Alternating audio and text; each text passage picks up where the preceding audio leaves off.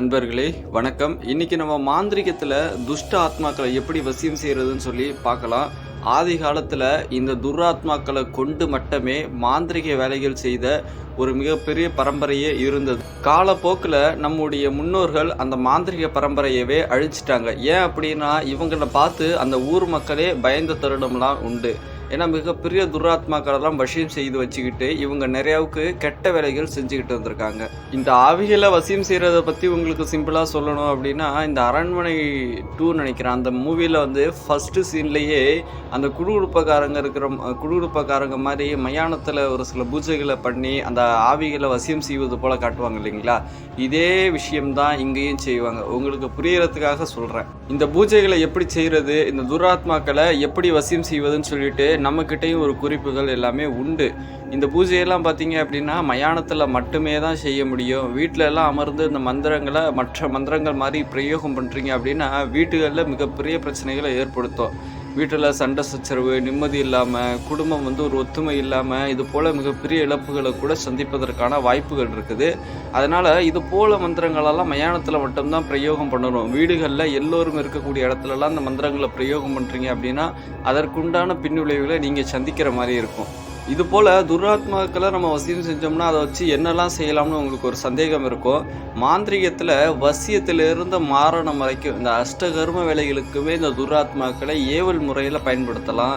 நல்ல ஒரு விஷயம் புரிஞ்சுக்கோங்க. இது போல் துராத்மாக்களை வச்சு நீங்கள் ஒரு விஷயங்கள் செய்தாலும் இல்லைன்னா துர்தேவதைகளை கொண்டு ஒரு ஏவல் விஷயமோ ஏதோ மாந்திரிகத்தில் ஒரு விஷயம் செய்தாலுமே அதற்குண்டான விலைகளை நம்ம கொடுக்கும் பொழுது மட்டும்தான் அந்த வேலைகள் நடக்கும்.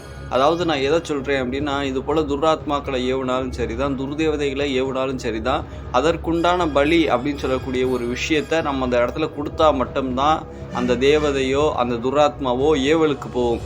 இதுவே நம்ம ஒரு தெய்வம் வணங்குறோம் அப்படின்னா அது நம்மளுடைய பக்தி அன்புக்கு கட்டுப்பட்டு நீங்கள் ஒரு படையிலுமே கொடுக்கல அப்படின்னாலுமே ஏவலுக்கு போகும். ஆனால் இது போல் துராத்மாக்களோ துர்தேவதைகளோ பார்த்தீங்க அப்படின்னா ஏவலுக்கு போகாது. அதற்குண்டான விலையை நம்ம கொடுத்து தான் ஆகணும். இந்த துராத்மாக்கள் வசியமாகிருச்சு அப்படின்னா ஒரு சில சித்து விளையாட்டுகள் காட்டலாம், ஒரு சில பொருட்களை நம்மளுடைய கைக்கு கொண்டு வரலாம். குறிச்சொன்ன விஷயங்கள்லாம் என்ன அப்படின்னா, இந்த வாசனை மிகுந்த பூக்கள் இது போன்ற விஷயங்களை கையில் எடுத்துகிட்டு வந்து கொடுத்துட்டு போகும். இந்த மாதிரியான விஷயங்கள்லாம் சொன்னாங்க. இது எல்லாமே நம்ம அந்த துராத்மாக்களை வச்சு செஞ்சுக்கலாம். ஆனால் இந்த பூஜைகள்னு பார்த்தீங்க அப்படின்னா மயானத்தில் மட்டும்தான் பண்ணலாம். இந்த பூஜையை செய்யக்கூடிய ஒரு சில முறைகளை பற்றி நான் சொல்கிறேன்.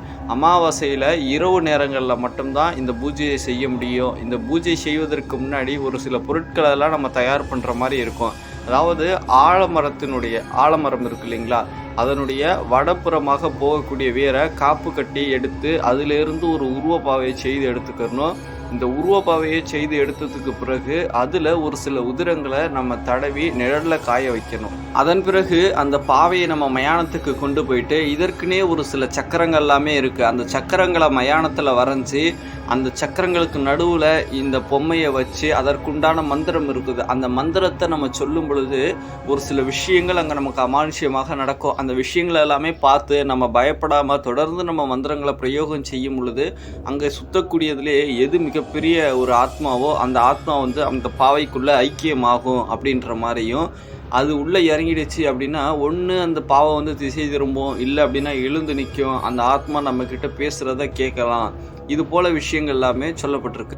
இது போல் அந்த ஆத்மா அந்த பாவைக்குள்ளே இறங்கினதுக்கு பிறகு ஒரு கருப்பு வர்ண நூலோ இல்லை அப்படின்னா ஒரு பஞ்சவர்ண நூலோ இந்த நூலை எடுத்து அந்த பாவையினுடைய கழுத்தில் ஒரு கட்டு காலில் ஒரு கட்டு போட்டு அந்த பாவையை எடுத்துகிட்டு வந்து வச்சு நம்முடைய இடங்களில் பூஜை செய்தோம் அப்படின்னா அந்த ஆத்மா நம்ம கூடவே இருக்கும்.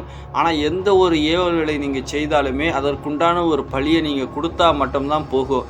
இதை நான் சொல்லும் பொழுது உங்களுக்கு ஒரு சாதாரண பூஜையை போல் தெரியும். ஆனால் மனதைரியம் இல்லாதவங்க இந்த பூஜையை செய்தீங்க அப்படின்னா கண்டிப்பாக இதிலிருந்து பின்விளைவுகள் நிறைய இருக்குது. ஏன்னா இது எல்லாமே அதர்வனத்தில் துராத்மாக்களை வசியம் செய்யக்கூடிய ஒரு சில முறைகள். இதை நம்ம சரியாக செய்யலை அப்படின்னா அதற்குண்டான பின்விளைவுகளை நம்ம சந்திச்சு தான் ஆகணும்.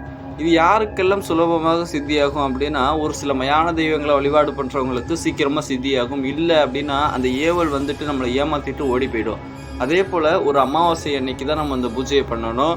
அன்னைக்கு நமக்கு இந்த ஏவல் வசியமாகலை அப்படின்னா அதனோட அன்னைக்கு அந்த பூஜையை முடிச்சிடணும். அதன் பிறகு அடுத்து வரக்கூடிய அமாவாசைகளில் மட்டும்தான் செய்யணும். அன்னைக்கே திரும்பவும் அந்த பூஜைகளை நம்ம செய்யக்கூடாது. இதுக்குன்னே பயன்படுத்தக்கூடிய ஒரு சில எந்திரங்களும் மந்திரங்களுமே உண்டு. அந்த எந்திரங்களையும் சரி மந்திரங்களையும் சரி நான் அந்த வீடியோ பதிவில் கொடுக்கல. ஏன் அப்படின்னா அதை யாராவது தவறாக பயன்படுத்துகிறாங்க அப்படின்னா அதனால் பின்விளைவுகள் நிறைய இருக்குது. அதனால் அந்த எந்திரத்தையும் மந்திரத்தையும் நான் கொடுக்க கிடையாது. இதுபோல் மாந்திரிகத்தினுடைய ஒரு சில ரகசியங்களையோ அமானுஷ்யங்களையும் ஒரு சில பரிகாரங்களையும் பற்றி தெரிஞ்சுக்கணும் அப்படின்னா நம்முடைய சேனலை சப்ஸ்கிரைப் பண்ணிவிட்டு டெய்லி பாருங்கள். இதுக்கு மேலே நம்மளுடைய சேனலில் டெய்லி வீடியோக்கள் வரும். உங்களுடைய சப்போர்ட் எப்போதுமே நம்ம சேனலுக்கு வேணும்.